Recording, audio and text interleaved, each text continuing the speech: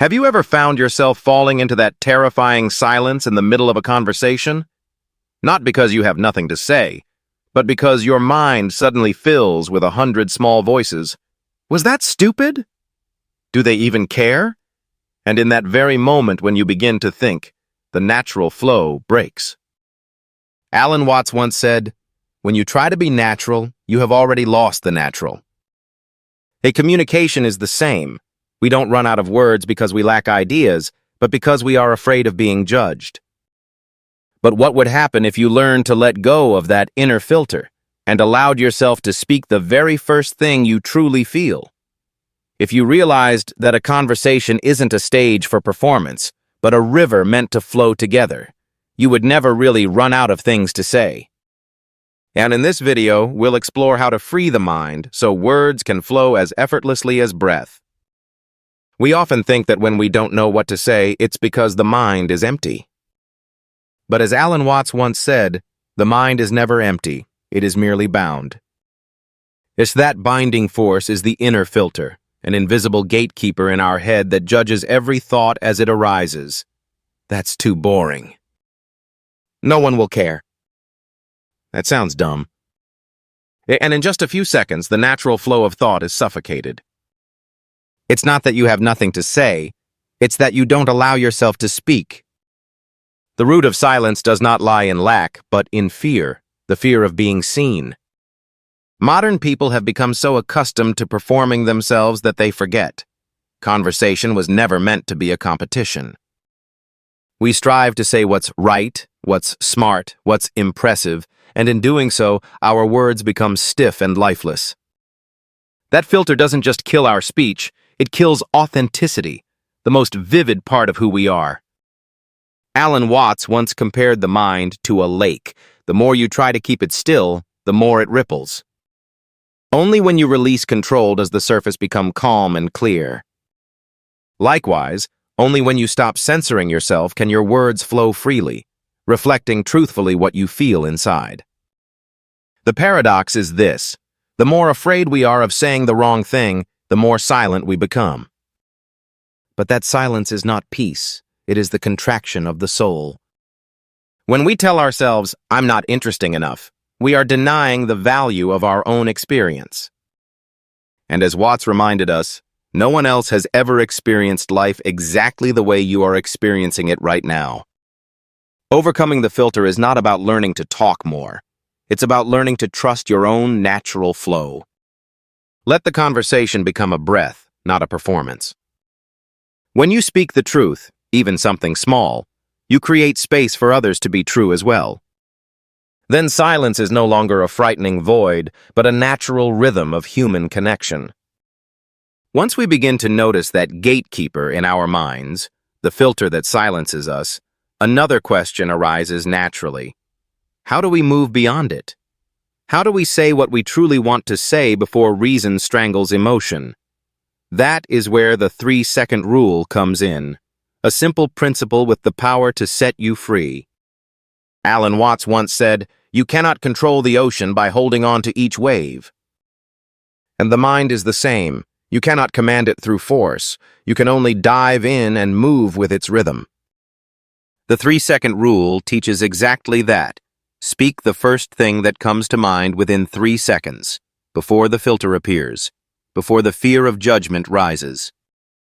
In that moment, you are no longer trying to be perfect. You are simply being honest with the present. Many people believe that good speaking means being calculated, structured, and strategic. But it's that very calculation that kills the vitality of expression, the spark that listeners actually feel. A seemingly ordinary remark, "I really love the light in this place," or "What you said reminds me of something," can open the door to meaningful connection, precisely because it's real, spontaneous, and human. In those brief 3 seconds, you are practicing presence, the essence of awareness that Alan Watts always spoke of. When you voice the first thing that arises in your mind, you are accepting your own flow, no longer trying to control it. You are speaking from the heart, not from the calculating head. And in that, you become more genuine, more relatable, and freer than ever before. In truth, the 3-second rule is not just a communication technique, it is a lesson in living. Because life, much like conversation, flows best when we stop trying so hard to control it. When you stop overthinking, you begin to truly live. When you stop choosing every word and allow speech to blossom on its own, you are letting your natural self speak. And the wonder is this: people are not drawn to perfection, but to honesty and presence. It is the clumsy, spontaneous, sometimes awkward moments that make you real, and realness has its own gravity. Those 3 seconds can be the boundary between silence and connection, between fear and freedom. And when you dare to cross that line, you're not just learning to speak, you're learning to trust yourself. When we've learned to let go of the filter and allow our words to flow naturally in those first 3 seconds, another door opens, the space between ourselves and the person before us. In that space, conversation is no longer about what I say, but who I'm speaking with. If the previous lesson helps us overcome our inner fear, then this one teaches us something deeper, the art of shifting our focus from ourselves to the other. And the key to that transformation is curiosity. Alan Watts once said, "When you look at the world without trying to understand it, you begin to truly see it." In conversation, to see another person is the same, not with the intent to control or judge, but with genuine curiosity. Great communicators aren't necessarily the smartest, wittiest, or most knowledgeable. They simply care. They ask not to keep the conversation going, but to explore, not to impress, but to understand. Curiosity is the life energy of conversation. It turns every question into an open doorway where others can step through and share their inner world. When you are truly curious, your eyes, your voice, your entire presence begin to change. The person across from you can feel it. They feel seen, heard, accepted. And in that moment, communication ceases to be an exchange of information and becomes a journey of mutual discovery. The paradox is this: when we stop trying to be interesting, we become interesting. Because then, we no longer speak to fill the silence. We listen to touch the depth of another human being. Watts once compared this to a dance between two souls, a dance without a lead, guided only by harmony. And curiosity is the drumbeat of that dance. Curiosity is not a skill, it is a state of presence. When you are curious, you are truly there, not judging, not comparing, not trying to prove anything. You listen with both mind and heart. And in that moment, the conversation becomes a mirror reflecting your own being, quiet yet alive, simple yet profound. Those who know curiosity understand that every person carries a universe within them. And all it takes is your genuine interest, one sincere question, for that universe to begin unfolding before you little by little through words, glances, and emotions. When you are truly curious, you are not just talking, you are touching another soul. When we begin to see conversation through the eyes of curiosity, as mentioned before, we realize that every word another person speaks is only the surface of a deep ocean.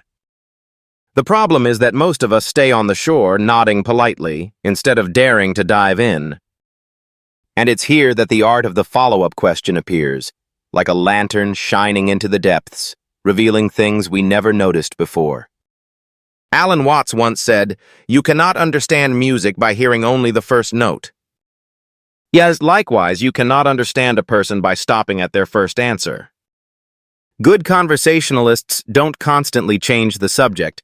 They linger a little longer, ask one more gentle question, one thoughtful prompt. That's interesting.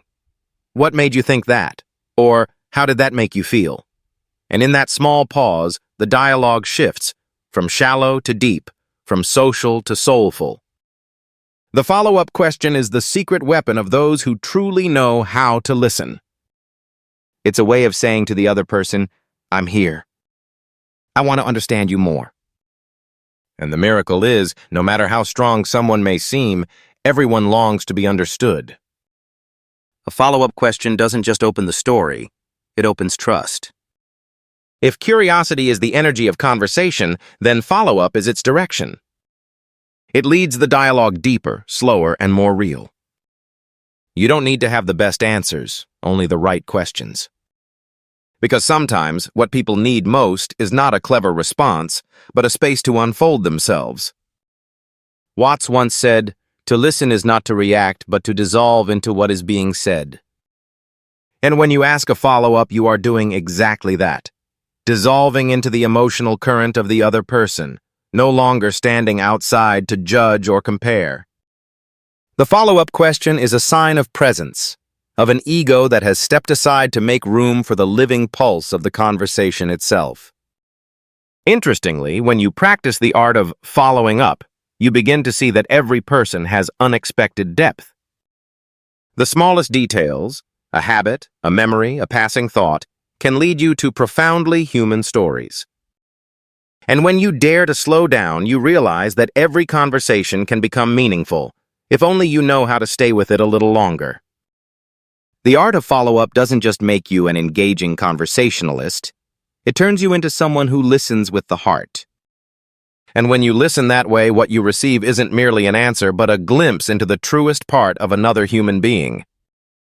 Once we've learned the art of following up, of delving into someone's story and listening as though exploring an inner world, we begin to notice something else.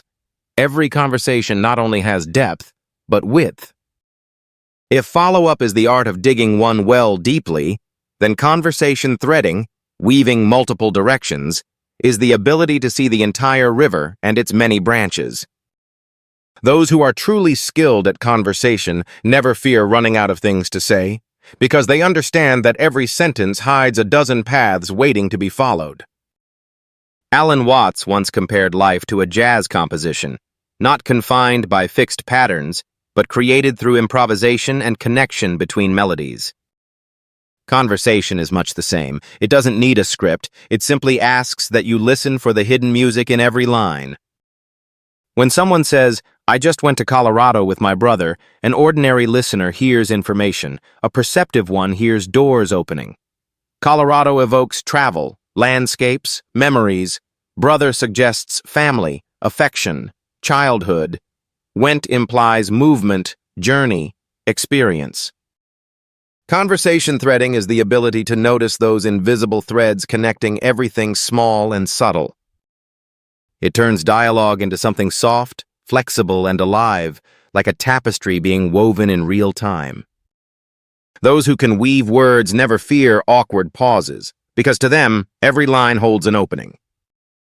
Watts once said, "Life is not a problem to be solved, but an experience to be lived." And when you bring that spirit into conversation, you realize there's no need to say the right or impressive thing. You only need to let your attention drift naturally with the current of the moment. As your mind expands, you start to see the connections between everything. A small story can lead to a deep philosophy. A personal memory can open a conversation about humanity and meaning. The skill of threading conversation not only helps you maintain flow, but also refines your way of perceiving the world. You begin to notice that everyone is revealing their own threads, through how they tell stories, through details that seem trivial. And when you gently take hold of one of those threads with genuine care, you can weave a dialogue that is colorful, natural, and full of connection. Ultimately, conversation threading teaches us this. The secret to being a great conversationalist is not having many things to say, but seeing many things within one. When you truly listen, the world around you becomes an endless treasure of stories waiting to be told. Once we've learned to weave many directions in conversation, we realize something else. The more threads there are, the richer the fabric. But without balance, it can become tangled and heavy. Just as when painting with words, if all the colors are dark, the listener grows weary. If all are pale, they lose interest. This is when we turn to the art of balance, between depth and lightness, a delicate skill that Alan Watts called the fluidity of existence. Watts once said, "Seriousness is a form of pretension." And he didn't mean to dismiss depth, but to remind us that even when we speak of philosophy, life, or the soul, we can still smile. A good conversation, like a compelling film, needs contrast between intensity and stillness, between laughter and contemplation. It's the art of storytelling within human connection. A skilled conversationalist doesn't just dive deep into emotion or thought, they also know how to rise with lightness and play. After a profound remark, they might shift to something simple, a casual story, a joyful memory, a witty observation. This transition gives rhythm to the conversation, letting it flow like music, with low and high notes, pauses, and crescendos, making the listener feel as though they're floating naturally through a living symphony. The most frightening thing in communication is not silence, but the heaviness of our own words. When a conversation becomes too weighty, it loses its flexibility, its joy. Alan Watts once compared human life to a dance. No one dances just to reach the end. People dance to enjoy each step. Conversation is the same. It isn't meant to reach a conclusion, but to share in the flow of ideas and feelings. Depth and lightness are not opposites. They are the two wings of the same bird. Depth gives us meaning and connection. Lightness gives us freedom and joy.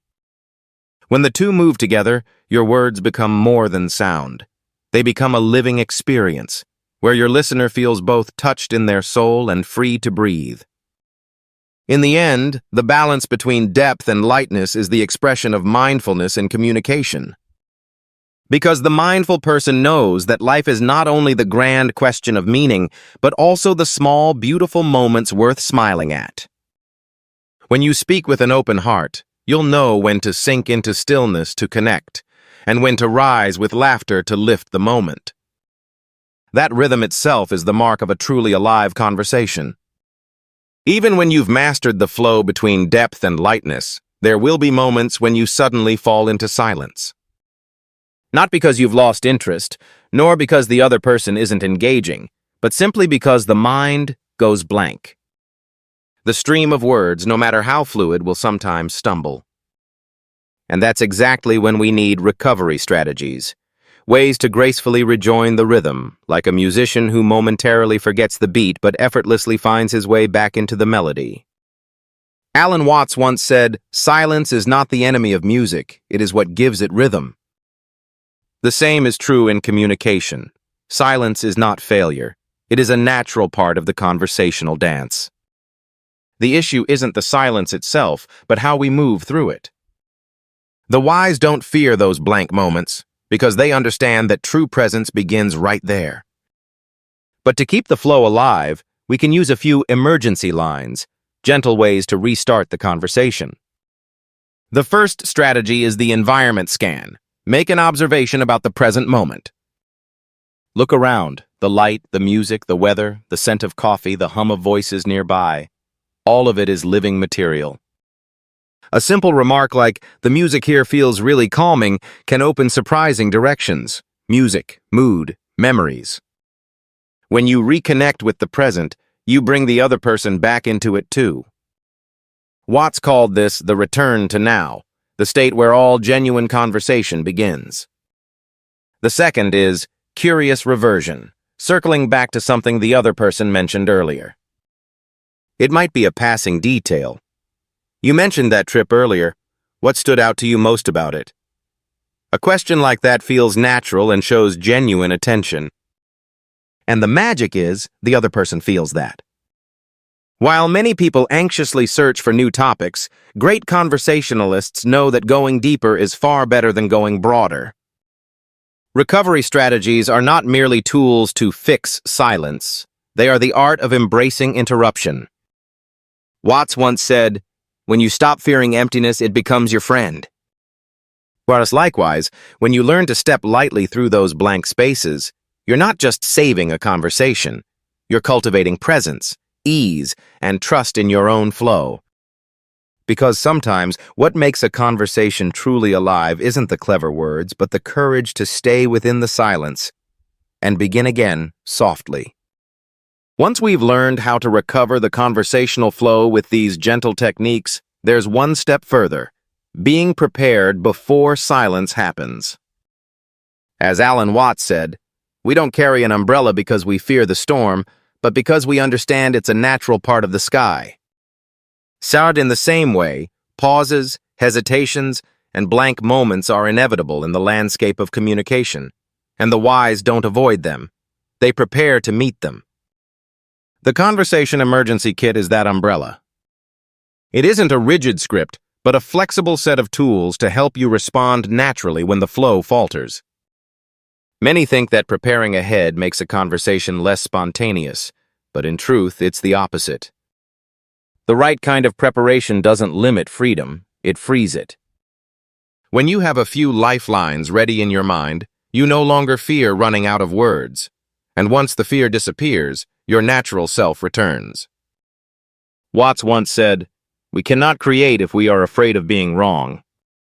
As these rescue questions are reminders that conversation is not a debate to win, but a gentle act of discovery between two souls.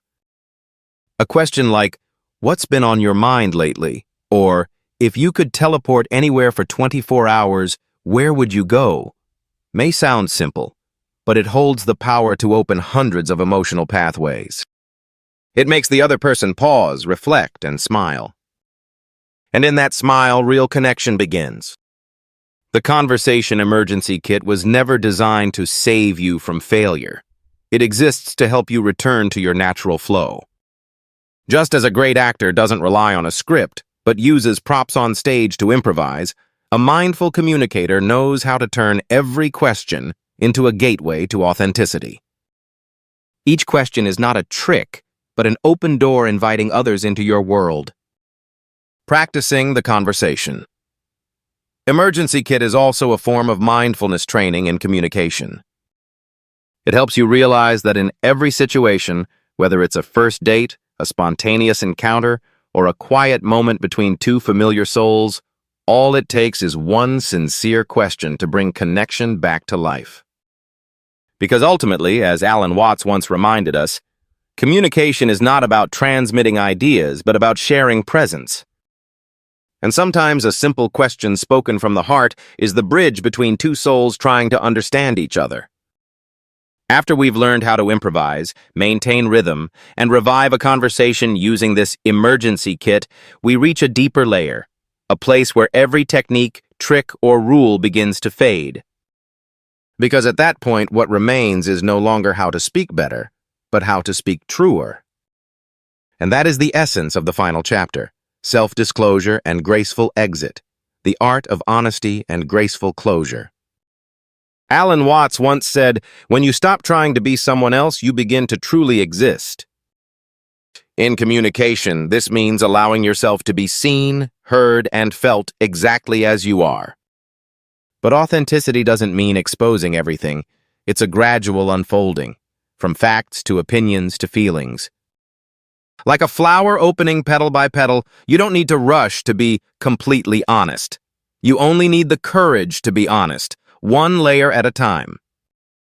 Balanced self-disclosure not only helps others understand you better, but also gives them permission to be honest with themselves. Because authenticity is contagious. When you share your truth, you grant others the right to be vulnerable, to open up, to be real. Watts once said, "People connect most deeply not through words, but through shared silence." And sometimes a simple, "I've felt that way too," speaks louder than 1,000 clever sentences. But communication is not only about beginnings and sharing, it is also about endings.